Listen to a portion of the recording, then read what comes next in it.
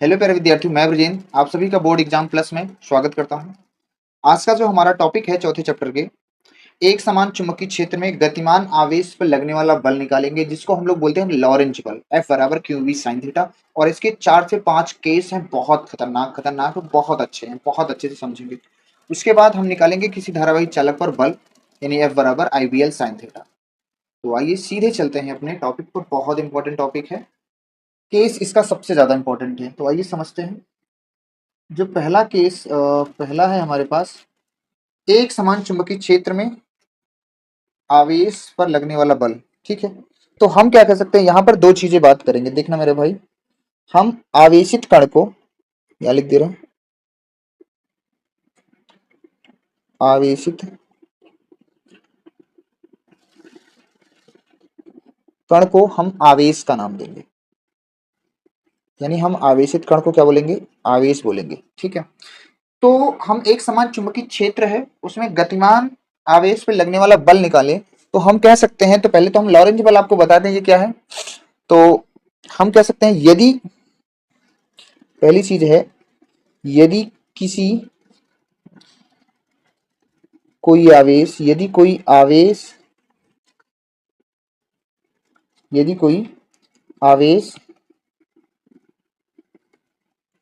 आवेश क्यों, यदि कोई आवेश क्यों वेग v से, यदि कोई आवेश क्यों वेग v से गति करते हुए चुंबकीय क्षेत्र चुंबकीय क्षेत्र B में प्रवेश करता है, प्रवेश करता है, तो इस पर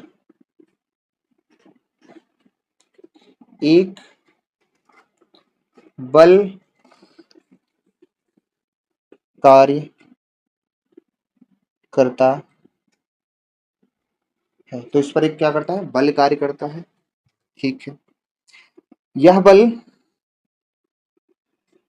बल देखो, इस बल को हम चुंबकीय बल भी बोल सकते हैं और लॉरेंज बल भी। यह बल लॉरेंज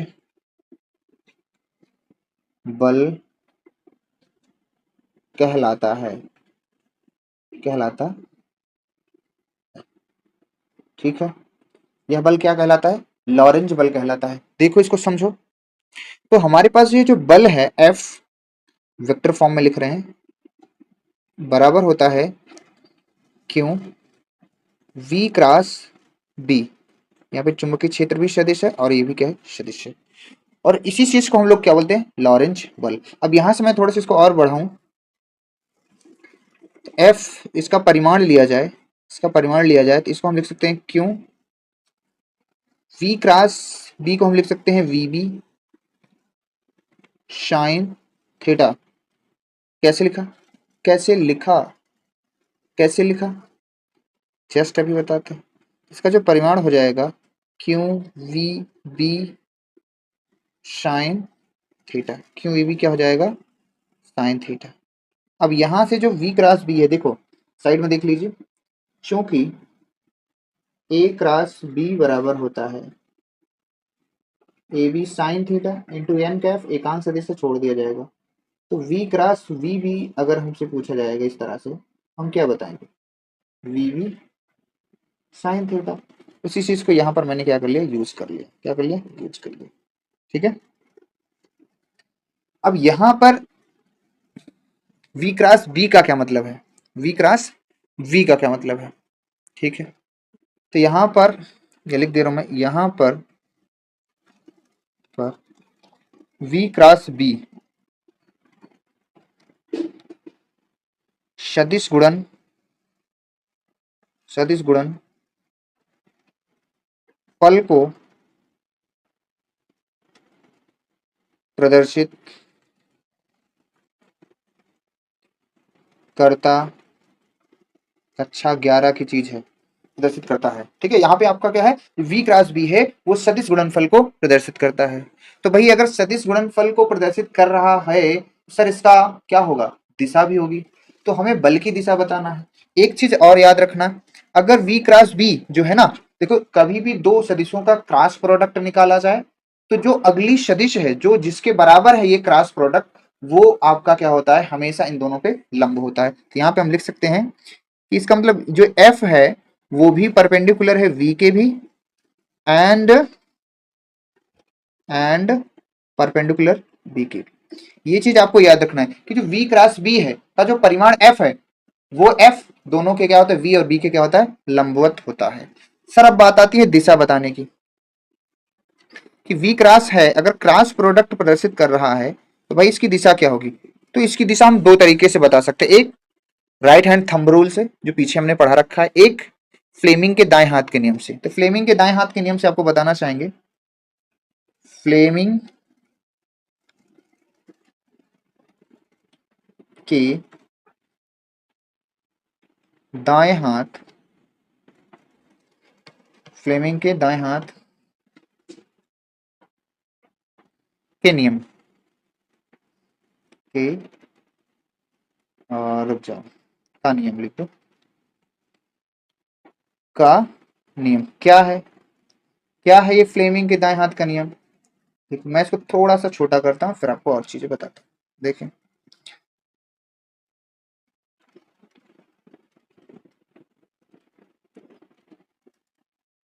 ठीक है, चलिए, दिख रहा होगा आपको, कोई दिक्कत नहीं है। तो अभी हमने क्या किया, फ्लेमिंग के दाएं हाथ का नियम क्या है, इसमें क्या है, जो नियम क्या है, नियम अपना देखिए कि जो फर्स्ट फिंगर है, पहली अंगुली, आप ध्यान से देखिएगा, पहली अंगुली जो है, पहली अंगुली, पहली अंगुली जो है आपकी, पहली अंगुली चुंबकीय क्षेत्र, चुंबकीय क्षेत्र की दिशा को मैं अभी समझाऊंगा, ठीक है, चित्र के द्वारा। और जो आपकी बीच वाली उंगली है, बीच वाली अंगुली, वो क्या प्रदर्शित करेगी, बीच वाली उंगली वो प्रदर्शित करेगी वेग की दिशा को, वेग v की दिशा को, वेग की दिशा को हम चित्र के द्वारा समझाएंगे, चिंता नहीं करना। वेग की दिशा की, जो हमारा अंगूठा होगा, अंगूठा, अंगूठा बल की दिशा को क्या बताएगा, बल की दिशा, बल की दिशा को क्या बताएगा, बल की दिशा। ठीक है, बल की दिशा को प्रदर्शित करेगा, ठीक, यानी F। ये कैसे सर, कैसे, साइड में देखिए आप, साइड में देखिए, अब हम समझाने चल रहे हैं, इसको आप ध्यान समझें, है ना। देखो हमारे पास क्या है, इसको नियम समझो और इसकी दिशा बताना सीखो। आप इसको साइड वाला मैं मेट दे रहा हूं, मैं आपको बताने के लिए किया था। अब देखो यहाँ पर हमारे पास क्या है, जो चुंबकीय क्षेत्र है, जो चुंबकीय क्षेत्र है वो कागज तल के लंबवत हम ले लेते हैं अंदर की, कागज तल के लंबवत अंदर की ओर हमारा क्या है, चुंबकीय क्षेत्र। ठीक है, ये मैंने कुछ चुंबकीय क्षेत्र ले लिया है, और एक बार ले लो तो देखने में भी अच्छा लगे, है कि नहीं। ये हमारा क्या है, चुंबकीय क्षेत्र है। ठीक है, ये हमारा क्या है, चुंबकीय क्षेत्र है। वो कैसा है, कागज तल के लंबवत अंदर की ओर, कागज तल के लंबवत अंदर की ओर। ठीक है, तो यहाँ पे देखो, ध्यान से देखो, हमारे पास क्या है, एक क्यों आवेश, ध्यान से देखिएगा, हमारे पास क्या है, एक क्यों आवेश, क्या है, एक क्यों आवेश है। इसको हम v वेग से क्या कर रहे हैं, v वेग से अंदर प्रवेश करा रहे हैं। कितने वेग से, v वेग से, v वेग से हम क्या कर रहे हैं, इसको अंदर प्रवेश करा रहे हैं। अब हमें ये बताना है कि इस पे लगने वाला बल कितना होगा, क्योंकि क्रॉस प्रोडक्ट को प्रदर्शित कर रहा है, तो सर हम इसकी दिशा कैसे बताएंगे। तो दिशा बताने के लिए क्या करना है, तो देखो चुंबकीय, अब आप ध्यान से देखो, यही रूल लगाओ इसमें, फ्लेमिंग के दाएं हाथ का नियम, पहली उंगली क्या है, चुंबकीय क्षेत्र की दिशा में रख लो। सब लोग ऐसे करते, अपने से करते रहो। कागज तल के लंबवत अंदर की ओर है चुंबकीय क्षेत्र, तो पहली उंगली चुंबकीय क्षेत्र की दिशा में रख दो, ठीक है। और जो अंगूठा है वो वेग की दिशा में रखो। जो अंगूठा है क्या है, वेग की, पहली उंगली कागज तल के लंबवत अंदर की ओर, और जो अंगूठा है वेग की दिशा। जब उंगलियों को आप मोड़ेंगे ना, जो उंगलियां होगी वो खुद बता देंगी कि बल की दिशा क्या होगी, ऊपर की ओर। यहाँ पर होगी जो है, जो बल की दिशा होगी इस साइड, जो बल की जो दिशा होगी वो इस साइड में होगी। इस चीज को आप प्रैक्टिकली आप कर सकते हैं। फिर से सुन लीजिएगा, मैं क्या बता रहा हूँ कि जो अपने दाएं हाथ की पहली उंगली है वो कागज तल के लंबवत अंदर करो, और फिर जिस तरफ वेग है उधर अंगूठा कर दो, तो जो अंगुलियां होगी बीच वाली वो बता देंगी कि बल की दिशा क्या होगी, ऊपर की ओर। यहाँ पे आपकी बल की दिशा ने बता दिया, ठीक है। I hope you clear. अब आप इस चीज को आप प्रैक्टिकली कर सकते हैं। तो यहां से हम निकाल सकते हैं क्या, कि अपना ये दिशा किधर होगी हम लोग आसानी से बता सकते हैं, ठीक है। हम लोग क्या कर सकते हैं, आसानी से बता सकते हैं, ठीक है। चलिए अब थोड़ा सा आगे बढ़ते हैं, क्या करते हैं, थोड़ा सा आगे बढ़ते हैं। अब भाई ये है, देखो हमने v क्रॉस b को भी बता दिया, ठीक है। अब इसके कुछ क्या है, केस है, क्या है इसके कुछ केस है, ठीक है। तो ये इसका परिमाण है, क्या है, परिमाण है। मैं लिख दे रहा हूं यहाँ पे सूत्र का ये परिमाण, ठीक है। और यहाँ पे ये v क्रॉस b सदिश गुणनफल को प्रदर्शित करता है, मैंने इसको एक्सप्लेन कर दिया। आगे बढ़ते हैं, आगे बढ़ते हैं। अब उसकी विशेषता देखने, केस नंबर 1 ये हो सकता है, देखिए केस ये हो सकता है नंबर 1 कि यदि यदि यदि क्या है, एक चीज और ध्यान देना, जो v क्रॉस b है ना, जो v क्रॉस b है उसी के बीच का ही कोण थीटा होता है। फिर से सुन लो, जो v क्रॉस b लिखा है उसी के बीच का ही कोण थीटा होता है। तो यदि v perpendicular to, sorry parallel to b हो तब, मतलब इसका कहने का मतलब है यदि आवेश का वेग और विद्युत चुंबकीय क्षेत्र, आवेश का वेग और चुंबकीय क्षेत्र क्या हो, समांतर हो, तो तब मेरे भाई आप बताओ थीटा कितना होगा, 0 नहीं होगा। देखो ऐसा, इस तरफ क्या है आपका वेग है, और इसी तरफ मेरे भाई क्या है आपका चुंबकीय क्षेत्र है। इस तरफ आपको चुंबकीय क्षेत्र, थीटा कितना होगा, 0 होगा। सब लोग को पता है, सब लोग को पता है कि नहीं, दोनों एक ही दिशा में है। तो यहां से जो लगने वाला बल होगा वो क्या होगा, क्यू वी बी साइन 0। और साइन 0 का मान क्या हो जाएगा, 0, इसलिए पूरा फोर्स क्या हो जाएगा, 0। जब आवेश v वेग से चुंबकीय क्षेत्र की ही दिशा में गति करेगा तो उस पर लगने वाला बल कितना होगा, 0। ये पहली कंडीशन। दूसरी कंडीशन ये हो सकती है कि यदि आवेश v वेग से, यदि v तथा b एक दूसरे के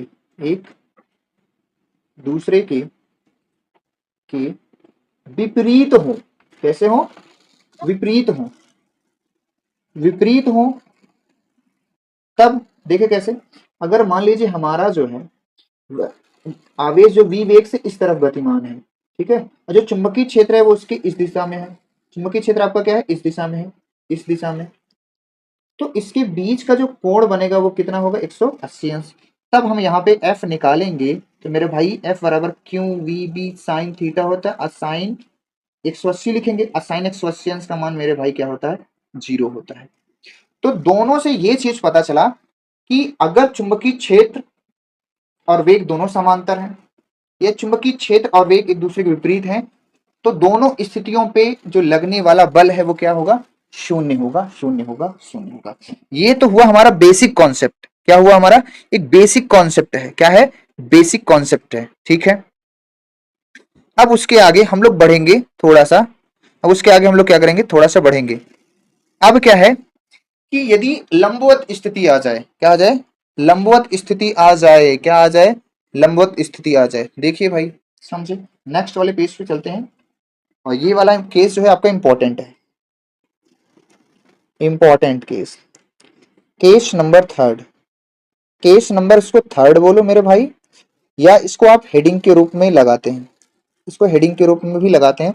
लगाते हैं कि आवेश की चुंबकीय क्षेत्र में वृत्ताकार पथ पर गति। वृत्ताकार पथ पर आवेश कब गति करेगा? जब F और V परपेंडिकुलर होगा। चलिए आइए देखते हैं कि मैं हेडिंग भी लगा दे रहा हूं कि इसमें आवेश का चुंबकीय क्षेत्र में वृत्ताकार पथ पर गति। वृत्ताकार पथ पर गति। वृत्ताकार पथ पर क्या है? गति है। ठीक है, ये अपनी हेडिंग भी है। ये अपनी क्या है? हेडिंग भी है। इसको थोड़ा सा ध्यान से समझेंगे क्योंकि ये हेडिंग भी है और केस नंबर अपना 3rd भी है। ठीक है, चलिए आइए तो हम देखेंगे भाई, एक चीज याद रखना। तीसरा केस, यदि यदि V और B एक दूसरे के क्या हो? लंबवत हो तब थीटा कितना होता है? 190, सॉरी 190 नहीं 90। ठीक है, आप पीछे देखो मेरे भाई, बैक में चलो। हमने क्या किया है? 0 अंश पे समांतर विपरीत दिशा में दोनों निकाल लिया। अब ऐसा भी तो हो सकता है, कैसा? ऐसा भी हो सकता है कि चुंबकीय क्षेत्र और वेग एक दूसरे के क्या है? लंबवत है। तो लंबवत होंगे तो ध्यान देना है, लंबवत होंगे तो ध्यान देना है। जब लंबवत होगा तो F जो हमारा निकलेगा वो F बराबर Q V B sine 90। Sine 90 और साइन 90 का मान मैक्सिमम 1 होता है। तो यहां पर जो अपना बल होगा वो क्या होगा? 1, सॉरी मैक्सिमम बल निकलेगा। नहीं, साइन 90 का मान क्या हो जाएगा? 1। तो यहाँ पे जो बल निकला, यहाँ पे जो बल निकला वो क्या है? यहाँ पे जो बल निकला वो क्या निकला? मैक्सिमम निकला। चुंबकीय बल का परिणाम है ये। क्या है? चुंबकीय बल का परिमाण है, परिणाम नहीं, परिमाण। परिमाण, सॉरी, ये चुंबकीय बल का क्या है? परिमाण है। क्या है ये? चुंबकीय बल का परिमाण है। ठीक है सर, इतनी बात तो क्लियर है कि V और B लंबवत है, थीटा 90 होगा तो साइन 90 का मान 1 होता है, मैक्सिमम 1 होता है। तो यहाँ पर हमें क्या मिल गया? यहाँ पर हमें क्या मिल गया मेरे भाई? एक पॉइंट ये मिला कि फोर्स अपना क्या होगा? मैक्सिमम होगा। ठीक है, दूसरी चीज, यदि यदि F परपेंडिकुलर V हो जाए, यदि जो लगने वाला बल है वो आवेश के वेग के तो लंबवत हो तो आवेश वृत्ताकार पथ पर गति करेगा। कैसे सर, कैसे करेगा? अब यही चीज हमें आपको बताना है। अगर F क्या हो? परपेंडिकुलर टू V हो, V मतलब वेग, किसका वेग? आवेश का वेग। तब क्या होगा? आवेश वृत्ताकार पथ पर गति करेगा। चलिए आइए समझते हैं इसको। हम यहां पर आपको पहले चुंबकीय क्षेत्र दिखाते हैं। हमारे पास क्या है? क्रॉस चुंबकीय क्षेत्र है इस तरह से। ये और ये क्या है? चुंबकीय क्षेत्र कागज तल के लंबवत अंदर की ओर है। क्रॉस दिखाता है कागज तल के लंबवत अंदर की ओर। ये है हमारे पास क्या है? चुंबकीय क्षेत्र की दिशा। ठीक है, अब जैसे ही मैं क्या करता हूं, ध्यान से देखिएगा, इसी बात को तो आपको समझना है। जैसे ही मैं क्या हूं? क्यों आवेश को क्या करता हूं? क्यों आवेश को वी वेग से, क्यों आवेश को क्या कर रहा हूं? वी वेग से। कितने वेग से? वी वेग से प्रवेश कर रहा हूं। वी वेग से प्रवेश कर रहा हूं। तो ध्यान से देखना, जो हमारा वेग है वो इस दिशा में है, लेकिन जो बल लग रहा है वो इसके परपेंडिकुलर है। बल इसके क्या है? लंबवत है। तो बल इसको ऐसे कर रहा है, इस तरह से मोड़ रहा है। बल इसको क्या कर रहा है? इसको इस तरह से मोड़ रहा है, इस तरह से इसको मोड़ रहा है। बल इसको क्या कर रहा है? इसको इस तरह से ये मोड़ रहा है, क्योंकि बल जो है ना वैद्युत क्षेत्र के क्या है? ओ सॉरी, वेग के क्या है? लंबवत है। जो बल है ना वो क्या है? जो बल है वो क्या है मेरे भाई? वो वेग के क्या है, लंबवत है। देखो हर एक बिंदु पर अगर मैं यहाँ पर वेग निकालना चाहूँ तो वेग हमारा अभी भी इधर ही है, वेग हमारा अभी भी इधर है, लेकिन ये बल जो है ना, ये इसको क्या करता है, इसके केंद्र की ओर, ये जो बल है ना, ये जो बल है ना, बल इसको क्या करता है, केंद्र की ओर खींच रहा है। ये जो बल है ना उसको क्या कर रहा है, केंद्र की ओर खींच रहा है। अब यहाँ पे देखो अगर आप, तो बल की दिशा, वेग की दिशा अभी भी यही है, लेकिन बल क्या कर रहा है, केंद्र की ओर इसको खींच रहा है। तो इस तरह से क्या होता है, इस तरह से क्या होता है, इस तरह से ये जो आवेश है ना, ये जो आवेश है, ये जो आवेश है वो क्या करता है, एक वृत्ताकार पथ पर, यहां से मैं आवेश को इधर कर ले रहा हूं, एक वृत्ताकार पथ पर क्या करता है, गति करता है। अगर मैं यहां पर इसकी वेलोसिटी दिखाऊं तो v अभी इधर ही है, v अभी इधर ही है, लेकिन जो केंद्र की ओर बल लग रहा है वो कितना है, f। तो देखो हर स्थिति में आप ध्यान से देख पा रहे हैं, आप ध्यान से देख पा रहे हैं, हर स्थिति में बल और वेग, बल और वेग, बल और वेग, बल और वेग, ये वाला थोड़ा सा हटा दे रहे हैं, ठीक है। हर स्थिति में बल और वेग क्या है, एक दूसरे के क्या है, लंबवत है। बल और वेग एक दूसरे के क्या है, लंबवत है। देख लीजिए, बल और वेग क्या है, एक दूसरे के लंबवत है। आवेश देखो ऐसे जाना चाह रहा है, लेकिन जो बल है उसके लंबवत है, वो ऐसे ऐसे इसको मोड़ते मोड़ते मोड़ते मोड़ते उसके सर्कल में घुमाने का काम कर रहा है। तो इस स्थिति में, हर एक स्थिति में आप ध्यान से देखें, वेग अपना इधर है, वेग अपना इधर है, वेग अपना इधर है, लेकिन जो बल है वो इधर है। तो देखो 20 का कोण कितना बन रहा है, 90। यहाँ भी देखो 20 का कोण कितना बन रहा है, 90। यहाँ भी देखो 20 का कोण कितना बन रहा है, 90। हर एक बिंदु पर, हर एक बिंदु पर F तथा V के बीच का जो कोण है वो कितना बन रहा है, 90 बन रहा है। जब भी ऐसा होगा, जब भी ऐसा होगा, जब भी ऐसा होगा, तो उस समय आवेश वृत्ताकार पथ पर गति करेगा, वृत्ताकार पथ पर क्या करेगा, गति करेगा। जब बल परपेंडिकुलर होगा यानी लंबवत होगा वेग के, तो आवेश हमेशा वृत्ताकार पथ पर गति करेगा, आवेश हमेशा वृत्ताकार पथ पर गति करेगा। चलिए ठीक है सर, इतना तो मैं मान लेता हूं कि सही है, सब कुछ सही है, आपने जो बताया है सब सही है, ठीक है। अब इसको थोड़ा सा हम क्या करते हैं मेरे भाई, छोटा करके तुमको और एक चीज सिखाते हैं, ठीक है। ये देखो, अब यहाँ पे अगली लाइन ये है, अगली लाइन ये है कि सर अगर आवेश, ये मैं मान लिया कि बल और वेग की दिशा लंबवत है, लंबवत होने के कारण ये जो केंद्र की ओर एक बल कार्य करता है, वो केंद्र की ओर अपने ओर आवेश को लाना चाह रहा है, इसलिए सर्कल जो है वृत्ताकार बना। ठीक है, मैं मान लेता हूं, ऐसा होता है, मानना नहीं है, ऐसा होता है, ठीक है। तो अब ये बताइए कि आवेश सर वृत्ताकार पथ पर गति करने लगा है, तो उसकी कुछ तो त्रिज्या होगी, कुछ तो उसका आवर्तकाल होगा, कुछ तो आवृत्ति होगी, कुछ तो वेग से चलेगा।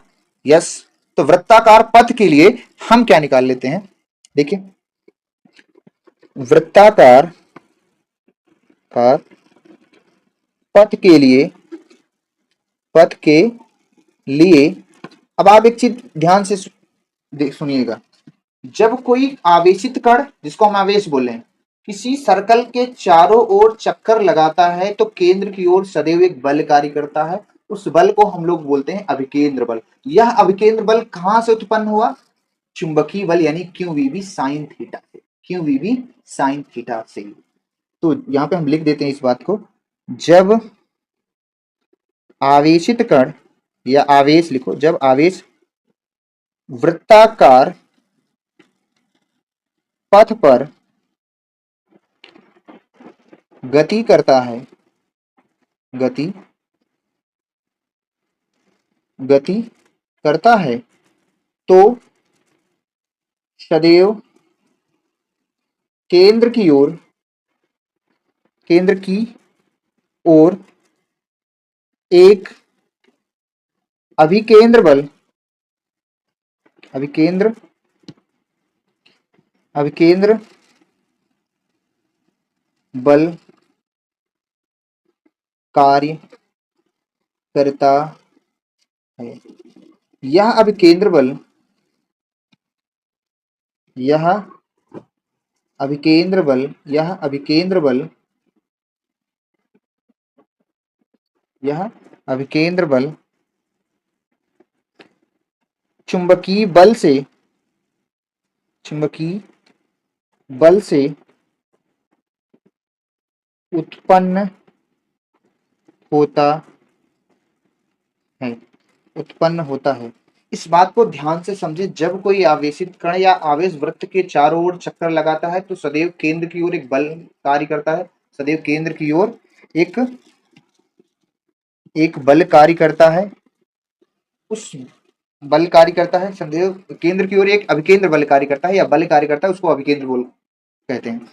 तो सदैव केंद्र की ओर एक अभिकेंद्र बल कार्य करता है। यह अभिकेंद्र बल चुंबकीय बल से उत्पन्न होता है। आपको कक्षा 11 में बताया गया होगा कि अभिकेंद्र बल कोई बल नहीं होता, यह जैसे चुंबकीय बल, घर्षण बल, इन बलों से उत्पन्न होने वाला क्या है, एक प्रकार का बल है। तो यह बल क्या है, जो अभिकेंद्र बल है, चुंबकीय बल के बराबर हो सकता है परंतु इससे बड़ा नहीं हो सकता है।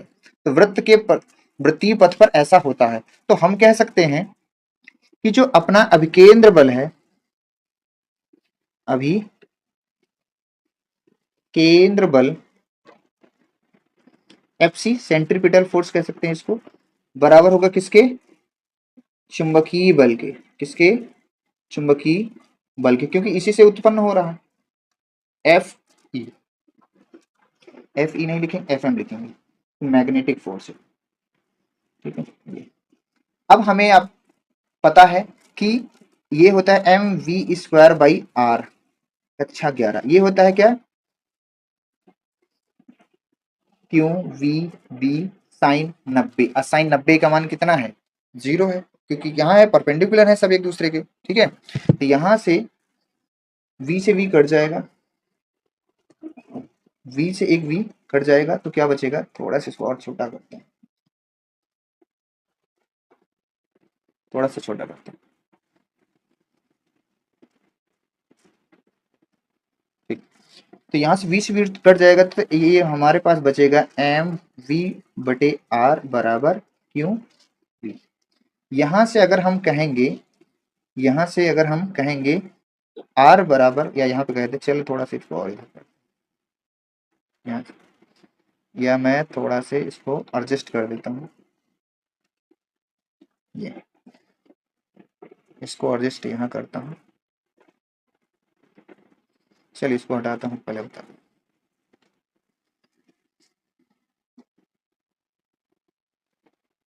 मैंने यहाँ कर दिया। ठीक है, ये अब ठीक है। तो ये अभिकेंद्र बल क्या है आपका, M V square by R. तो वी से वी कट गया तो बचेगा एम वी बटे आर होगा, बराबर क्या होगा, क्यों बी। यहां से हम आर बराबर कहेंगे तो क्या हो जाएगा, M V by Q, M B by Q B. बहुत काम का फार्मूला है, वेरी इंपॉर्टेंट। ये क्या है, जब कोई आवेशित कण, जब कोई आवेशित कण क्या होगा, वृत्ताकार पथ पर गति करेगा, वृत्ताकार पथ पर गति करेगा, तो उसकी हम क्या निकाल सकते हैं, त्रिज्या। तो यहां से अगर इसकी जो रेडियस है वो आर हमने निकाल लिया। ठीक है, एम क्या है, एम इलेक्ट्रॉन का द्रव्यमान है, क्यू क्या है, इलेक्ट्रॉन का आवेश। ठीक है, हम थोड़ा सा साइड में देखते हैं इसको, और अब इस फॉर्मूले को थोड़ा और बढ़ाते हैं। अब चूंकि एक चीज हमें पता है, चूंकि एक चीज हमें पता है कि P बराबर क्या होता है, m इंटू वी। P यहाँ पे क्या है, संवेग है, क्या है, संवेग है, कक्षा 11 याद होगा आपको। तो यहाँ पर हम कह सकते हैं R बराबर क्या हो जाएगा, P बाई क्यों V। P बाई क्या हो जाएगा, क्यों, एक फार्मूला ये निकला है। ठीक है, दो फार्मूले, अगर संवेग के रूप में दिया रहेगा तो भैया ये वाला फार्मूला लगा देंगे, द्रव्यमान और वेग के रूप में दिया रहेगा तो ये वाला फार्मूला लगा देंगे। अभी आगे और बढ़ते हैं थोड़ा सा, क्या, अब एक चीज आपको और बताया गया है, क्या, एनर्जी, मैं इसको निकाल के दिखा दे रहा हूं। तो E बराबर होता है 1/2 mv स्क्वायर, एनर्जी है, काइनेटिक एनर्जी लिखो या E लिखो, वैसे काइनेटिक एनर्जी ही लिख दे रहा हूँ, क्या मतलब आप कवर नहीं कर पाएंगे। अब इसमें हमने क्या किया, ये एनर्जी होता है काइनेटिक एनर्जी, इसमें हमने क्या किया भाई, इसमें हमने कर दिया एम वी स्क्वायर है, एम अंश और हर में एम से क्या कर दिया, गुणा कर दिया। तो ये नीचे वाला 2m k हो जाएगा और इधर क्या बचेगा, एम वी स्क्वायर का वी स्क्वायर हो जाएगा, एम और एम क्या हो जाएगा, एम और एम क्या हो जाएगा, होल स्क्वायर। ठीक है, तो यहां से हम लिख सकते हैं 2m k बराबर क्या लिख सकते हैं, इसको क्या लिख सकते हैं, p। तो ये हो जाएगा p। तो p बराबर हम लोग कहेंगे अंडर रूट ऑफ 2m की। तो P बराबर, थोड़ा सा इसको हम छोटा कर लेते हैं, है ना, थोड़ा सा इसको अगर हम छोटा कर लें तो सही रहे।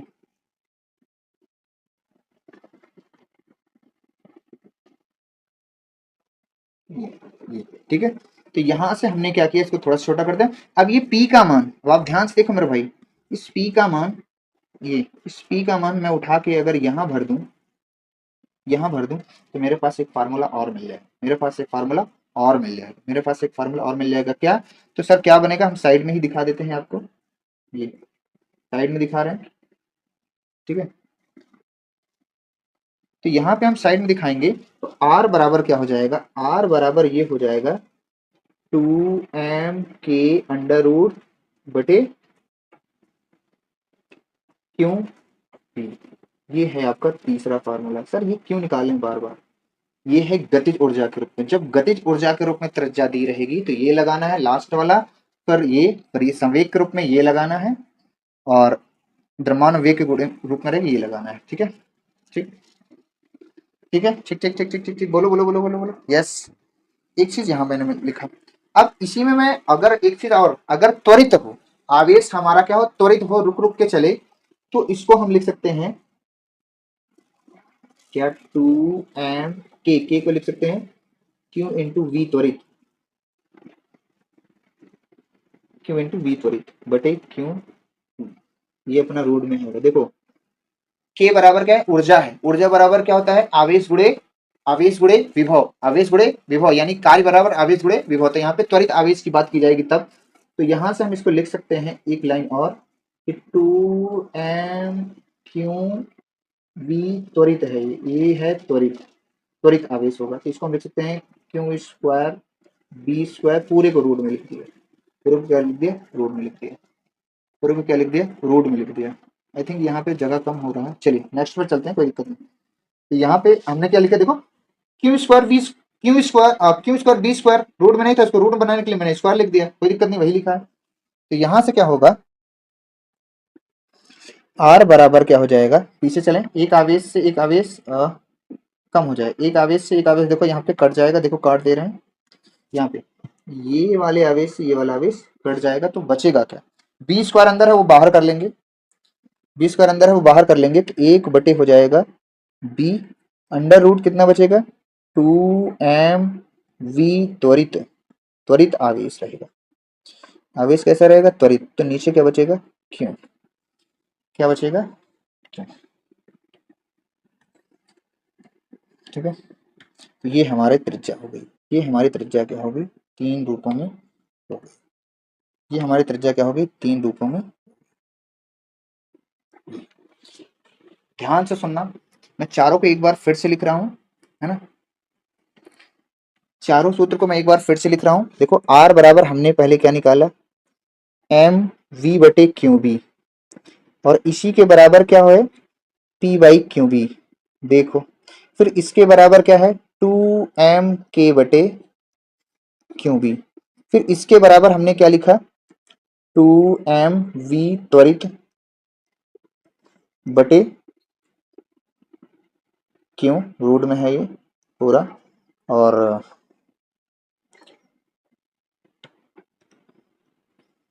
एक बटे बी आपका बाहर,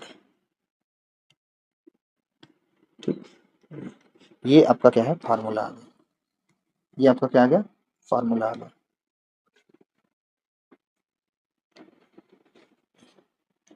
ये है हमारा काम का फार्मूला। तो देखो अगर सवाल लेंगे हम जरूर इस पर, और एक ही सवाल में इसको तहस नहस करेंगे। देख, तो भैया चार रूप में मैंने निकाला है, आप यहां से देख सकते हैं आराम से। सबसे इंपॉर्टेंट ये है आपका, ठीक है, फिर संवेग का मान रख दिया, फिर गतिज ऊर्जा का मान निकाल के, यानी कि P के स्थान पर मैंने 2m के भर दिया, तो ये वाला सूत्र मुझे मिल गया, ये वाला। ठीक है, आप रेड से मैं लिख रहा हूं, उस पर ध्यान दीजिएगा, ये मिला, ठीक है, ये सब एक दूसरे से क्या है, कोरिलेटेड है। अब यहाँ पे k बराबर v इंटू क्यों लिखा, v इंटू क्यों लिखा, क्यों लिखा, क्योंकि जो ऊर्जा है वो कार्य के बराबर होती है, तो कार्य बराबर का आवेश गुणे विभव। तो यहाँ पे जो क्यू बी है रूट के बाहर था, इसको अंदर लिखेंगे तो स्क्वायर में लिख दिया, एक क्यों से क्यों कट गया, जब यहाँ बी स्क्वायर को बाहर करेंगे 1/b आएगा, लेकिन क्यों बचेगा, तो वही फार्मूला है आपका यहाँ बन गया। तो हम चारों फार्मूले को बराबर कर दिए, चारों फार्मूलों को क्या कर दिए हैं, बराबर कर दिए, चारों फार्मूलों को क्या कर दिए, बराबर। त्वरित विभवांतर है भाई, यहाँ पर ये लिख सकते हो ना, ये कौन है, v आपका त्वरित विभवांतर है। त्वरित विभवांतर मैं तो बताते आ रहा हूँ कब से, विभवांतर है, v आपका क्या है, त्वरित विभवांतर है। यहाँ पे p क्या है आपका, ये संवेग के रूप में है, ये संवेग के रूप में है, ये गतिज ऊर्जा के रूप में है, सूत्र गतिज ऊर्जा, और ये क्या है, इस सिंपल अपना है किसके रूप में, द्रव्यमान और वेग के रूप में, ठीक है। यहाँ पे क्या है, त्वरित विभवांतर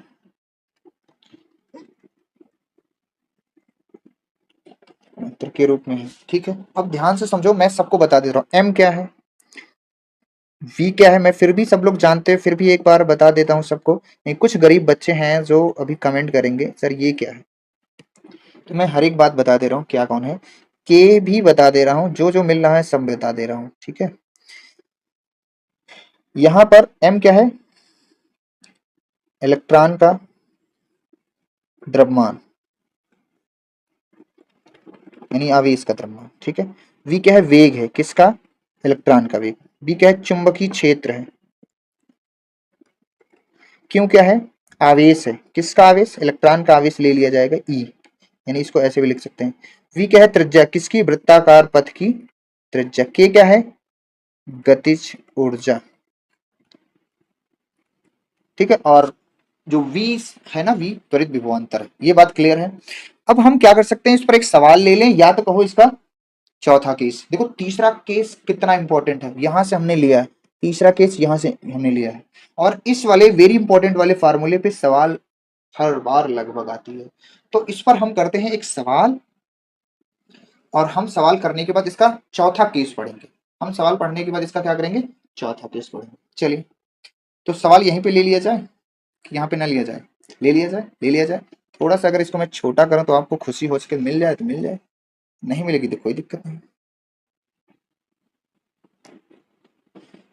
बड़ा करके तो आपने देख ही लिया, ठीक है। चलिए, इसको हमने साइड में ये चिपका दिया।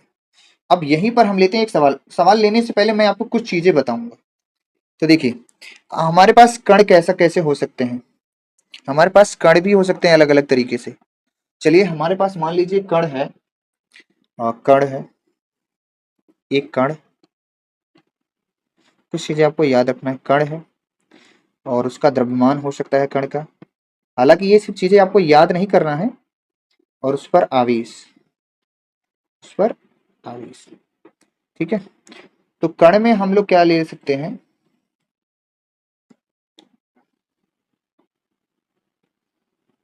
ठीक है।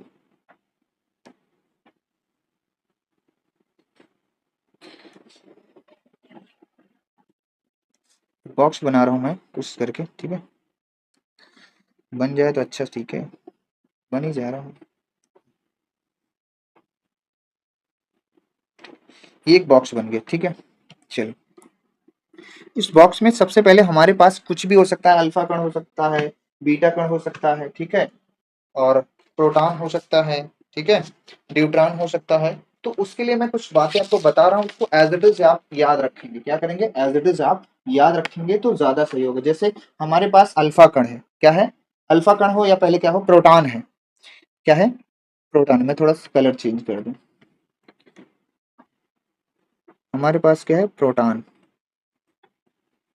प्रोटॉन पर जो द्रव्यमान होता है वो इलेक्ट्रॉन के द्रव्यमान के, यानी ये होता है m होता है, और आवेश क्या होता है, E, ठीक है।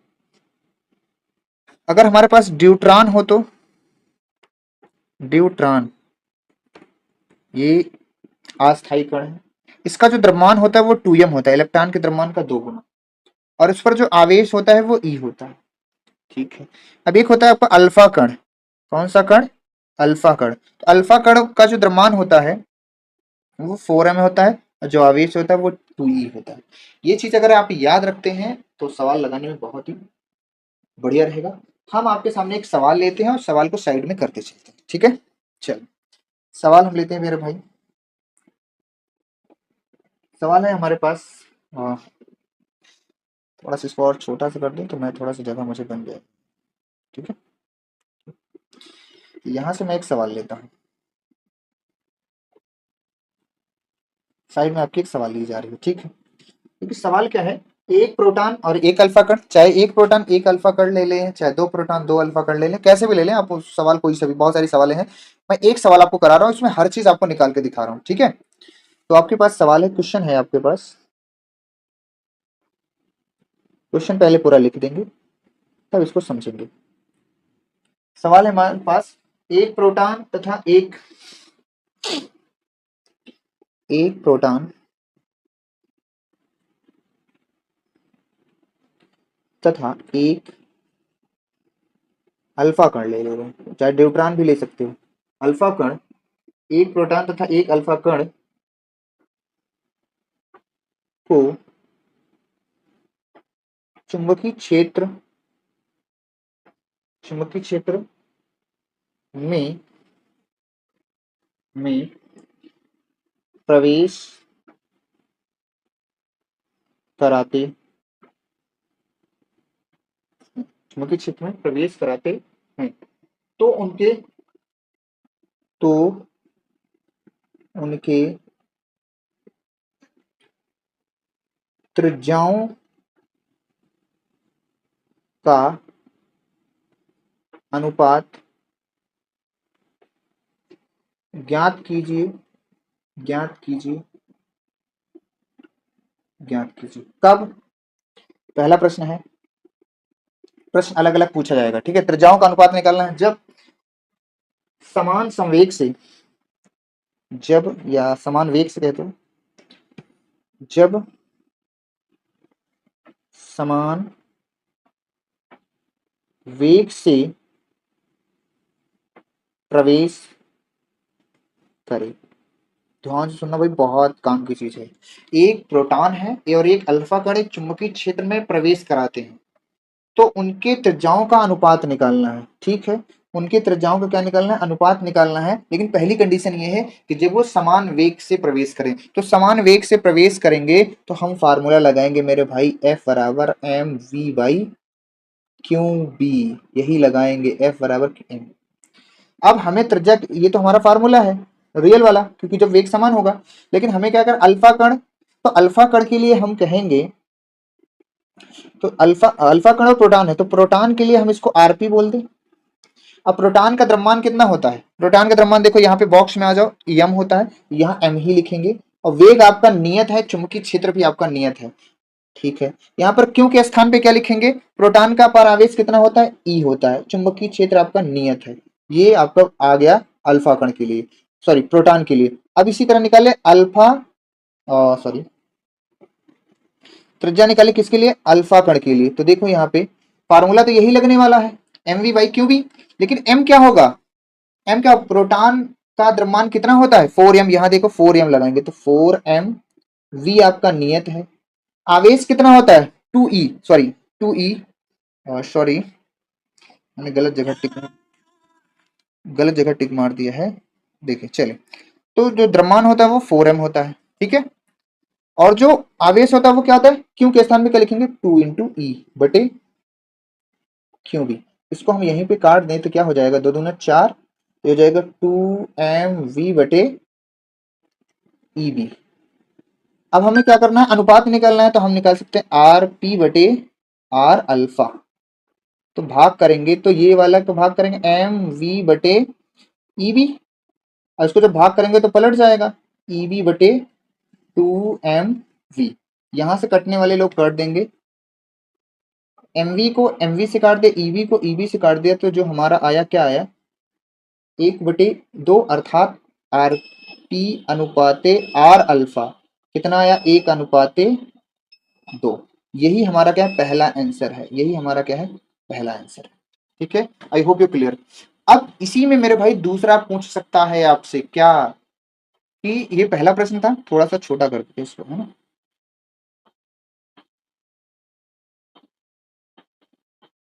थोड़ा सा छोटा करते हैं ताकि ये क्वेश्चन और क्लियर हो जाए।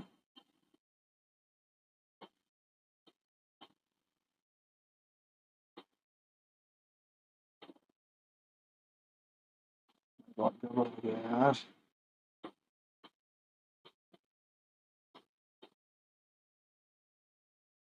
गड़बड़ हो जाता है।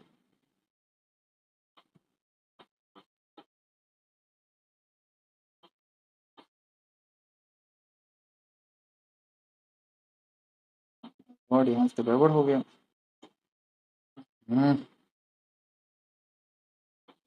इसको मैं पूरा कर दे रहा हूँ, ठीक है।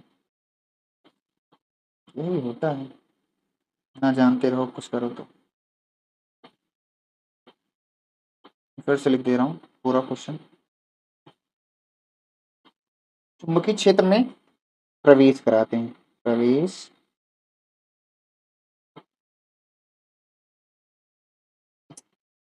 गलत होने लगता है तो होने लगता है। चुंबकीय क्षेत्र में प्रवेश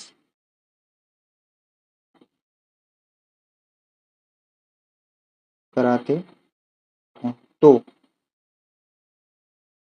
इनकी त्रिज्याओं का अनुपात ज्ञात कीजिए। चलिए ये क्वेश्चन था। पहला क्वेश्चन ये था, जब समान वेग से प्रवेश कर, समान वेग से प्रवेश कर, ये ठीक है। आई होप क्लियर यार, सही है, कोई दिक्कत नहीं। मैंने फट से कंप्लीट कर दिया है, कोई दिक्कत वाली बात नहीं होनी चाहिए। तो देखो यहाँ पे ये मैंने बता दिया। अब दूसरा क्वेश्चन हमारा ये बन सकता है, दूसरा क्वेश्चन हमारा ये बन सकता है, दूसरा क्या बन सकता है ये कि सेकंड ये कह दिया जाए कि जब समान संवेग से, समान संवेग से प्रवेश करे। अब देखो जब समान संवेग से प्रवेश करेगा तब क्या होगा, ध्यान सुनो। अब कौन सा फार्मूला लगेगा, अब मेरे भाई तुम्हें दिख रहा होगा फार्मूला सर, अब आप ये वाला लगाएंगे, आर बराबर पी बाई एम वी।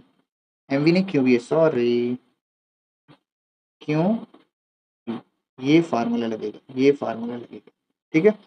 तो हम क्या निकालेंगे एक बार, देखो आरपी, आरपी बोले तो प्रोटॉन के लिए संवेग तो नियत है, आवेश ई होता है, ये बी हो गया।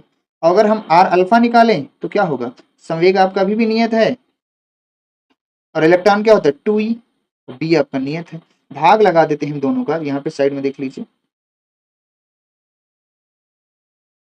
यहाँ पे साइड में देखें तो आर पी बटे क्या हो जाएगा, आर अल्फा बराबर क्या हो जाएगा, पी बटे ई बी, और पलट के लिखेंगे 2 EB बटे पी।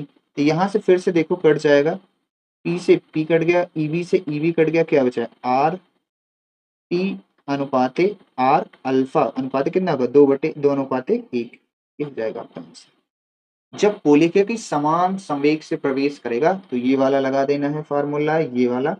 अब यहीं पे तीसरी चीज ये पूछ सकता है, मैं इसे साइड में ही आपको करा दे रहा हूँ। तीसरी चीज हम लोगों से ये पूछ सकता है क्या,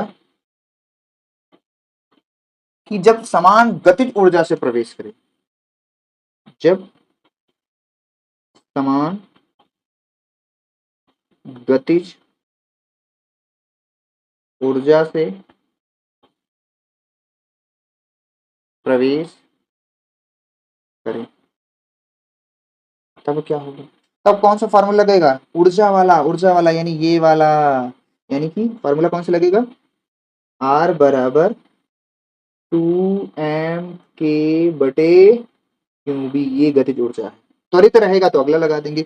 अब इस पर लगाओ मेरे भाई, इस पर हम लगाएंगे, देखो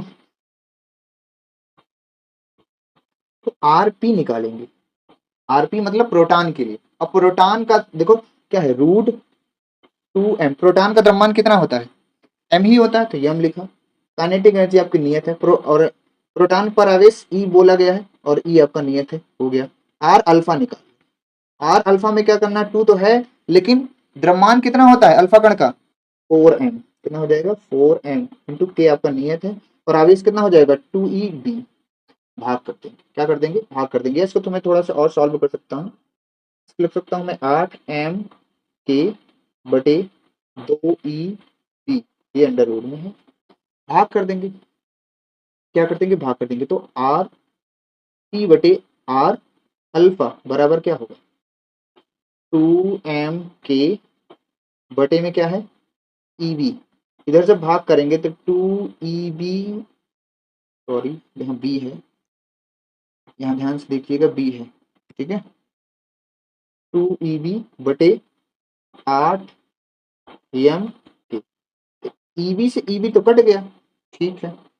तो ये बचेगा आपका क्या, देखो सब रोड में है तो सबको रोड में लिख सकते हैं, 2 बाहर है उसको ऐसे रहने दो, लिख सकते हैं हम 2m बटे 8m, दोनों रोड में है।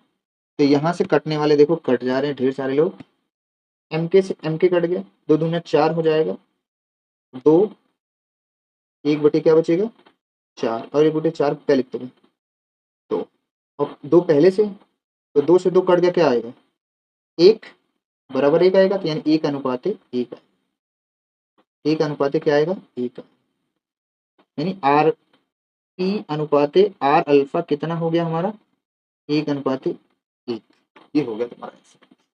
3 तरीके से सवाल आ सकती है, अगर त्वरित आवेश पूछ, अगर त्वरित कहेगा, त्वरित विभव है, त्वरित आवेश है, तो चौथा ये वाला लगा सकते हो जो बॉक्स में मैं बता रहा हूँ यहाँ पे, ठीक है, ये वाला भी लगा सकते हो।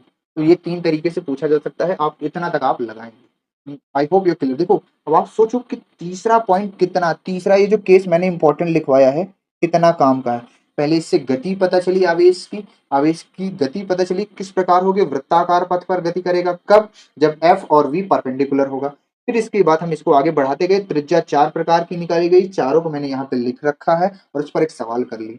3 तरीके, समान गतिज ऊर्जा से प्रवेश करेगा तो गतिज ऊर्जा वाला फार्मूला लगाना है, संवेग से पूछेगा तो संवेग से, और वेग समान कहेगा तो वेग वाले फार्मूले से लगाना है। I hope you clear. अब मेरे पास एक टॉपिक और बचा है, इसका चौथा केस, इसका चौथा केस और इंपॉर्टेंट है। इसका हम क्या करेंगे, चौथा केस देख लेते हैं। चौथे केस में क्या है, ध्यान से सुनना। चौथे केस में केस नंबर है आपका 4, 3 केस पढ़ लिया हमने, चौथा केस है, केस नंबर 4 है, फिर भी हम इसको पढ़ेंगे हेडिंग के रूप में। ये भी क्या चलेगा हमारा, हेडिंग के रूप में चलेगा चौथा केस भी। केस नंबर 4, केस तो उसी का है पर अलग अलग हेडिंग के नाम से आ रहा है, अलग अलग हेडिंग के नाम से आ रहा है।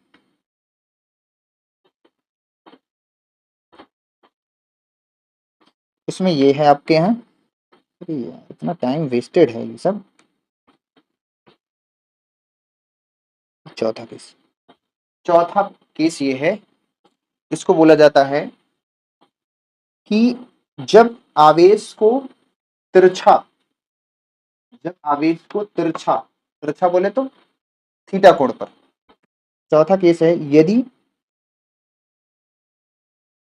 आवेश को, आवेश क्यों को v वेग से, v वेग से चुंबकीय क्षेत्र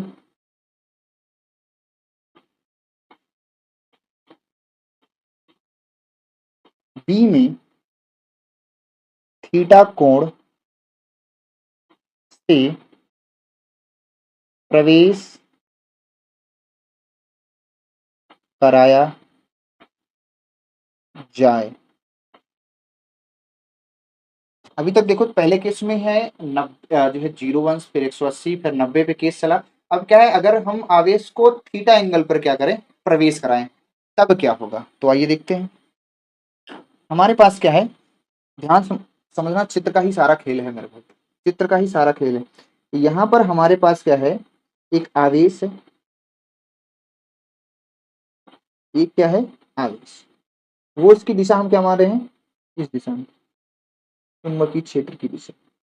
और जो वेग है ना, v वेग से गतिमान है, जो आवेश है वो कितना है, v वेग से गतिमान है। आवेश जो है वो कितना है, आवेश कितना है, v वेग से गतिमान है। आवेश क्या है, v वेग से गतिमान। ये क्यों आवेश क्या है, v वेग से गतिमान है। अब कितने एंगल पे घूम रहा है, थीटा एंगल पे। कितने एंगल पे, थीटा एंगल पे घूम, थीटा एंगल पे इसको क्या किया है, आवेश को प्रवेश कराया है। तो हमें बताना है अगर प्रवेश कराएंगे तो इसका पथ कैसा होगा। ठीक है, अब एक चीज हमने आपको बताया है कि चुंबकीय क्षेत्र यदि चुंबकीय क्षेत्र यदि चुंबकीय क्षेत्र और आपका वेग एक ही दिशा में हो तो उस पर लगने वाला बल क्या होता है, शून्य होता है। तो उस पर लगने वाला बल क्या होता है, शून्य होता है। तो अगर हम ऐसा कहें, थीटा के पास वाला अगर घटक कहें तो क्या होता है, B cos theta. B cos theta, लेकिन कैसा है घटक है, समांतर घटक। क्यों समांतर ले रहा हूं, क्यों समांतर घटक बोल रहा हूं, क्योंकि वैद्युत क्षेत्र चुंबकीय क्षेत्र और वेग दोनों एक ही दिशा में, तो समांतर ये घटक होगा जिसको क्षैतिज घटक कहते हैं, वी का कंपोनेंट। अब यहाँ पे जब ये समांतर होता है, क्या होता है, जब वी कंपोनेंट आपका समांतर होता है, वी कंपोनेंट आपका क्या समांतर होगा, तो इस पर लगने वाला क्या होगा, बल जीरो होगा। मेरे भाई तुम ऐसे समझो, यहाँ पॉइंट वाइज समझो तुम। देखो, यदि वी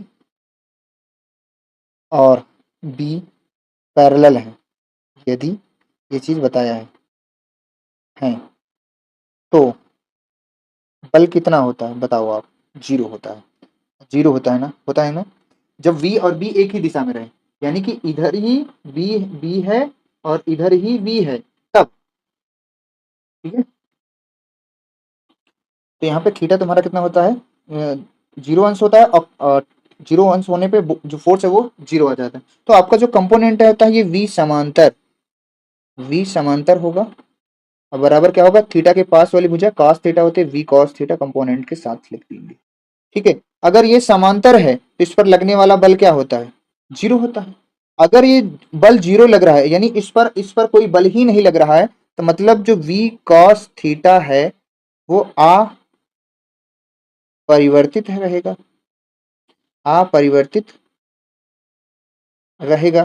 कैसा रहेगा, अपरिवर्तित रहेगा मेरे भाई। कैसा रहेगा, अपरिवर्तित। अपरिवर्तित रहे इसका मतलब ये क्या है, सीधी रेखा में ही चला जाएगा। तो गति इसकी कैसी होगी, सीधी रेखा। सीधी रेखा मतलब इसकी गति कैसे, सीधी रेखा। ठीक है, ये कौन से कंपोनेंट की बात है, नीचे वाले कंपोनेंट की। अगर दूसरा कंपोनेंट लिया जाए तो यहाँ पे जो कंपोनेंट होगा थीटा से दूर वाला घटक, ये इसको बोलेंगे वी लंबवत है, वी लंबवत घटक है। वी लंबवत घटक में वी क्या आता है, वी साइन थीटा। लंबवत घटक में क्या होता है, अब आप ध्यान से देखो, लंबवत घटक की बात इधर हो रही है कि ये v और b जब परपेंडिकुलर होता है, v और b जब परपेंडिकुलर है तो f तुम्हारा कितना होता है, तो f तुम्हारा क्या होता है, पीछे बता रखा है, क्यू वी बी मैक्सिमम होता है। क्या होता है, मैक्सिमम होता है। कितना होता है, मैक्सिमम f होता है, क्यू वी बी। जब थीटा क्या है, जब चुंबकीय क्षेत्र बी और चुंबकीय क्षेत्र बी और वेग क्या है, एक दूसरे के लंबवत होते हैं, तो क्या होता है, थीटा आपका 90 अंश होता है, और थीटा 90 होने पर जो फोर्स होता है वो क्यू वी बी होता है। अब जब क्यू वी बी होता है तो आपने देखा है कि जो क्यू वी बी होता है, तो बताइए कि पिंड कैसे गति करता है, वृत्तीय गति। पीछे देखो ना मेरे भाई, यहाँ पे देखो ना, जब ये क्यू वी बी जब क्या हो गया, यहाँ पे 90 अंश हो गया, तो क्यू वी मैक्सिमम आ गया। मैक्सिमम आ गया तो आवेश इसके किसके जो है वेग के परपेंडिकुलर होगा, तो कैसे गति करेगा, वृत्ताकार गति करेगा। तो यहाँ वाला क्या बता रहा है, आवेश वृत्ताकार गति करेगा। अब तुम समझो, नीचे वाला घटक कह रहा है कि सीधी रेखा में चलेगा, और ऊपर वाला घटक क्या है, कह रहा है कि वृत्तीय गति करेगा। ध्यान से देख लो आप कि ऊपर वाला घटक कह रहा है वृत्तीय गति करेगा, नीचे वाला घटक कह रहा है घटक कह रहा है सीधी रेखा में चलेगा। तो कुछ इसका जो पथ होगा, वो ऐसा होगा, कुछ ऐसा होगा। देखना, इसका जो पथ होगा वो ऐसा होगा, इसका जो पथ होगा वो कुछ ऐसा होगा। देखो, वृत्ताकार भी गति कर रहा है और रेखी गति भी कर रहा है, वृत्ताकार भी गति कर रहा है और रेखी गति भी कर रहा है। तो ये इस गति को हम लोग बोलते हैं कुंडलनीय गति। क्या बोलते हैं, कुंडलनीय पथ। तो जब कोई आवेश v वेग से चुंबकीय क्षेत्र b में थीटा कोण से प्रवेश करता है तो उसका पथ कैसा होता है। तो यहाँ पे देखिए पथ, इसको मैं थोड़ा सा छोटा कर देता हूं, इसको थोड़ा सा क्या करता हूँ, इसको मैं थोड़ा सा क्या करता हूँ, छोटा,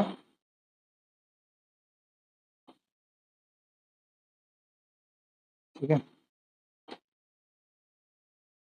इसको मैंने कर दिया थोड़ा सा छोटा। तो अब यहाँ पे नोट वाली बात ये है मेरे भाई, ये तो कंपोनेंट, ये मैंने कंपोनेंट बताया, कंपोनेंट की वजह से ये गति कर रहा है।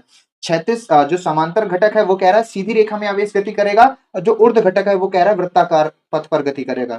तो यहाँ पे वृत्ताकार भी गति कर रहा है और क्षैतिज गति भी, यानी सीधी रेखा में, तो ये इसका पथ। तो